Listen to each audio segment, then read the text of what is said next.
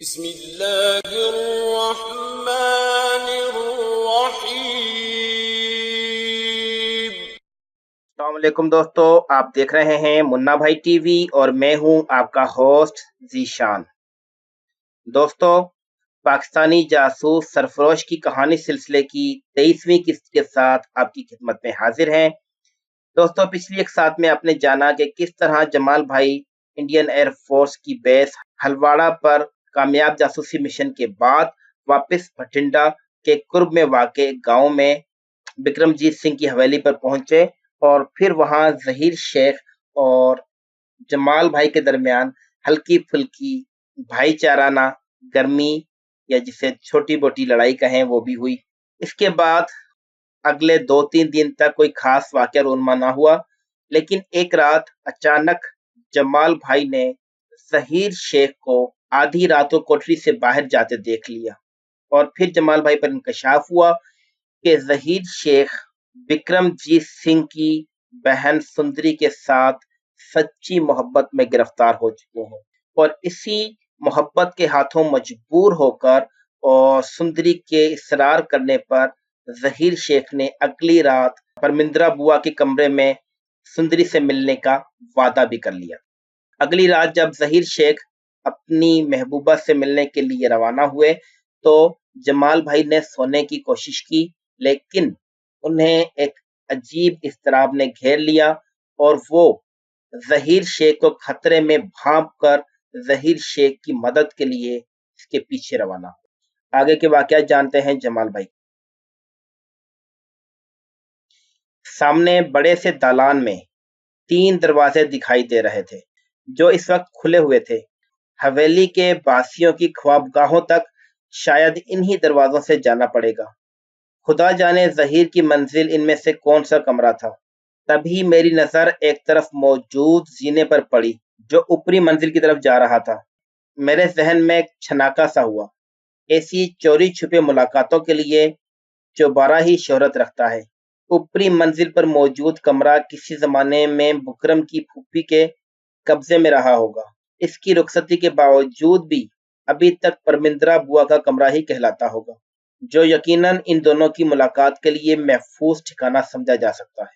یہ خیال مجھے اتنا موزوں لگا کہ میں نچلی منزل کو سرے سے نظر انداز کرتے ہوئے زینے کی طرف بڑھا اور بے آواز لیکن تیز قدموں سے سیڑھیاں چڑھنے لگا۔ اب میرے دل میں کھلبلی مچاتا خطرے کا احساس کچھ پرسکون ہو گیا تھا۔ زینے کے آخر میں مجھے ایک اور نسبتاً چھوٹا صحن دکھائی دیا جس میں 2 کمروں کے بند دروازے دکھائی دے رہے تھے۔ ان دونوں دروازوں کی نچلی طرف سے مجھے کوئی روشنی جھانکتی دکھائی نہ دی۔ میں دبے پاؤں آگے بڑھا اور پہلے ایک کمرے کے دروازے سے کان لگا کر سن گن لینے کی کوشش کی اور اندر مکمل خاموشی پا کر دوسرے دروازے کے اندر سے کوئی آواز سننے کی کوشش کی۔ وہاں بھی سناٹا تھا۔ مجھے لگا کہ میری ساری تگے بازی رائگاں گئی۔ مجھے اب نئے سرے سے تلاش کا سلسلہ شروع کرنا تھا۔ میں زینے کی طرف بڑھا ہی تھا کہ مجھے نیچے سے کئی لوگوں کے آپس میں باتیں کرنے کی آواز سنائی دی اور پھر کوئی دروازہ زور زور سے کھٹکھٹایا جانے لگا۔ میرا دل زور سے دھڑکا۔ یہ کیا آفت آ گئی؟ تبھی مجھے کسی عورت کی بھاری تحکم بھری آواز سنائی دی، دروازہ کھول سندری، میں جانتی ہوں تو اس مسئلے کے ساتھ اندر ہو۔ اس کا لہجہ بھی گہرا پنجابی رنگ لیے ہوئے تھا۔ یہ سنتے ہی میرا دماغ بھک سے اڑ گیا۔ تو یہ عورت ظہیر کے مذہب سے بھی واقف ہے؟ یعنی معاملہ میرے اندازے سے زیادہ خطرناک ہے۔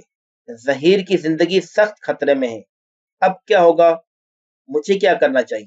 میں نے زینے سے جھانک کر دیکھا تو باورچی خانے کے ساتھ والی نسبتاً بڑی کوٹری کے بند دروازے کے عین سامنے ایک دراز قامت بھاری بھرکم ادھیڑ عمر عورت کھڑی نظر آئی۔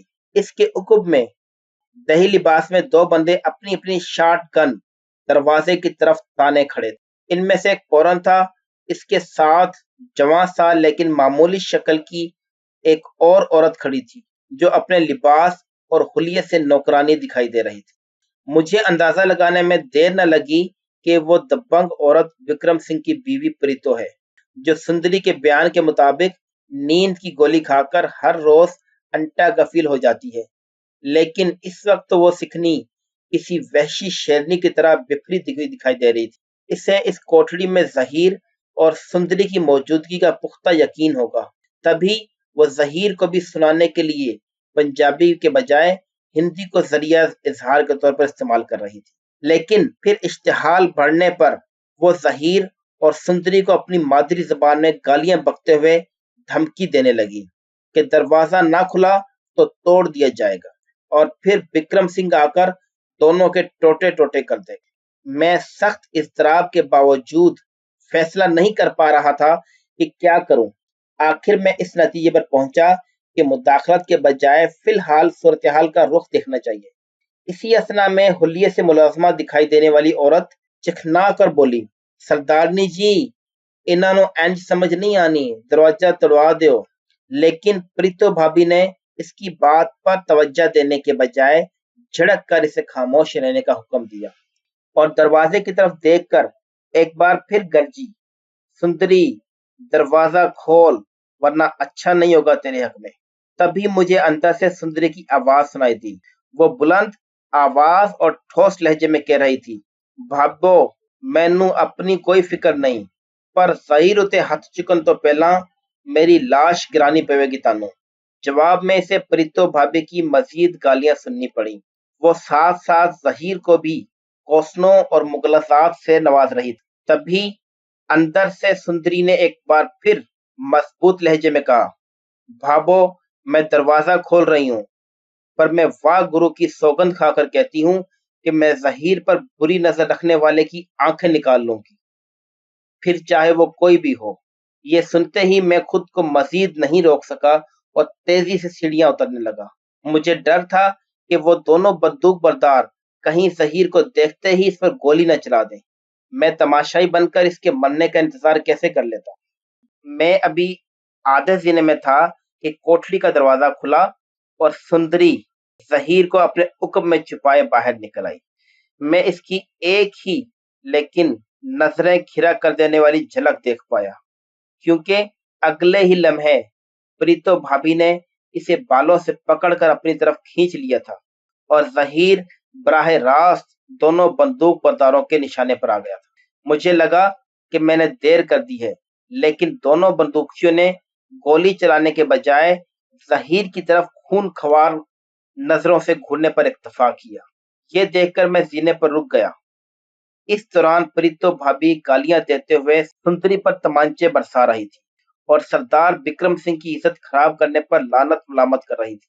اچانک ظہیر شیر کی طرح گرجا، بس کرو بھابی، اپنا ہاتھ روک لو ورنہ اچھا نہیں ہوگا، ہم نے کوئی بدکاری نہیں کی۔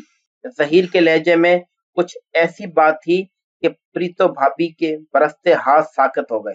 تب سندری بھی سسکتے ہوئے بولی، ساڈے پیار لئی گندے شبد نہ برتو بابو، واہ گرو دی سوگند میں اپنے ویر دی پگ اتے کوئی دھبا نہیں لایا جے۔ اس پر پریتو بھابی نے مزید گالیوں کے ساتھ تانا دیا کہ ایک مسلمان سے یاری لگا کر وہ پہلے ہی اپنا دھرم خراب کرنے کے ساتھ ساتھ اپنے بھائی کی عزت بھی تباہ کر چکی ہے۔ تاہم اس دوران اس نے سندری کے بال چھوڑ دیے تھے اور ہانپتے ہوئے خونی نظروں سے اسے گھور رہی تھی۔ سندری نے اپنے ریشمی بال سنوارتے ہوئے سنجیدہ لہجے میں کہا، بھابو مسئلہ الگ دھرم کا ہے تو میں ابھی مسلمان ہو جاتی ہوں، اور اگر پیار پاپ ہے تو یہ پاپ تم بھی کر چکی ہو اور ہم سے زیادہ برسوں تک کر چکی۔ ہمارا 7 سال بھر کا ہے، بکرم وی سے تمہاری یاری تو 5 سال چلی تھی۔ میں سچ کہہ رہی ہوں نا بھابو؟ میں نے پریتو بھابی کے چہرے پر سیانے پن کی جھلک دیکھی۔ حدوں ود کے گلاں نہ کر کڑیے، اپنے ویر نو سنائی اپنی یہ پریم کہانی، او دسے گا تینوں سیدھا رستہ۔ اس مرلے پر ظہیر نے مداخلت کی، بھابی میں شرمندہ ہوں کہ میری وجہ سے آپ کو دکھ پہنچا، لیکن ہم دونوں دل کے ہاتھوں مجبور ہیں۔ آپ اور بکرم بھائی چاہے ہمیں جان سے مار دیں، لیکن ایک دوسرے کی محبت ہمارے دل سے نہیں نکال سکتے۔ میں اپنا مقدس قرآن اٹھا کر یقین دلا سکتا ہوں کہ ہماری محبت پاک ہے۔ اس مرحلے پر میں نے دخل اندازی کا فیصلہ کیا اور سیڑھیاں اتر کر ان کے پاس پہنچا۔ وہ لوگ مجھے دیکھ کر چونکے، لیکن میرے چہرے کے سنجیدہ تاثرات نے انہیں میری بات سننے پر مجبور کر دیا۔ भाभी, आप विक्रम भाई के हवाले से मेरे लिए भी इंतहाई काबिल इज्जत है। मैं जहीर को आग से खेलने से रोकने के लिए ही इसके पीछे आया था। मैं आपकी बात मानता हूँ कि इन दोनों से नादानी सरजद हुई है। अगर ये एक दूसरे से प्यार करते हैं तो बदनामी मोल लेने के बजाय अपने बड़ों से अपनी पसंद का इजहार करना चाहिए था। मेरे अल्फाज सुनकर प्रीतो भाभी के चेहरे पर कुछ नरमी झलक। मैंने लोहा गर्म देखकर जरब लगाई, लेकिन बच्चे तो गलतियां करते ही हैं। इन्हें धर्म जात का फर्क कम ही समझ आता है। मेरा ख्याल है इन्हें अपनी गलती की सजा मिल चुकी है। बाकी इनके नसीब का फैसला हमें भाई विक्रम सिंह पर छोड़ देना चाहिए। मेरी बात सुनकर प्रीतो भाभी कुछ सोच में पड़ गई। मैंने देखा कि सूरत हाल को इस गैर मुतवक्का रुख पर जाते देखकर नौकरानी जैसे हुलिये वाली औरत के चेहरे पर नापसंदीदगी के तासरात गहरे हो रहे थे। वो खामोश ना रह सकी। भाबो, ऐदी गल्लां ते मिट्टी पाओ, ऐते आप मुसलाए, इन सब नो संगल पाओ, सरदार जी आप निबड़ लेंगे। इस पर सुंदरी ने खूनी नजरों से देखा। जस्सी, मिसनी, मैनू खबर है सारी अग तेरी लाई हुई है। चिंता ना कर, एहो जया मजा चखावांगी कि सब जसूसी भूल जावेगी। जस्सी ने मदद तलब नजरों से प्रीतो भाभी की तरफ देखा, लेकिन इससे कोई तवज्जो न मिली। ताहम इसकी पेश की हुई तजवीज जरूर भाभी के दिल को लगी। ये मेरे सर के साए की इज्जत का सवाल है। मैं इसकी नाराजगी मोल लेने का सोच भी नहीं सकती। फिर वो दोनों बंदूक बरदारों की तरफ मुतवज्जा हुई। इन्हां दोवां नूं दूजी मंजिल वाले कमरे विच बंद करके ताला ला दियो और फौरन तू बठिंडे जाकर सरदार नूं बुला के लिया। पर उन्हां नूं इह सारी गल नहीं दसनी। आखना सरदार जी दा हुक्म है, तुरंत चलो। दोस्तों, अगर हमारी वीडियो पसंद आए तो वीडियो को लाइक करना और चैनल को सब्सक्राइब करना मत भूलिएगा। मिलते हैं इंशाल्लाह एक नई वीडियो के साथ जल्द ही। तब तक के लिए अपना ख्याल रखिएगा। अल्लाह हाफ़िज़।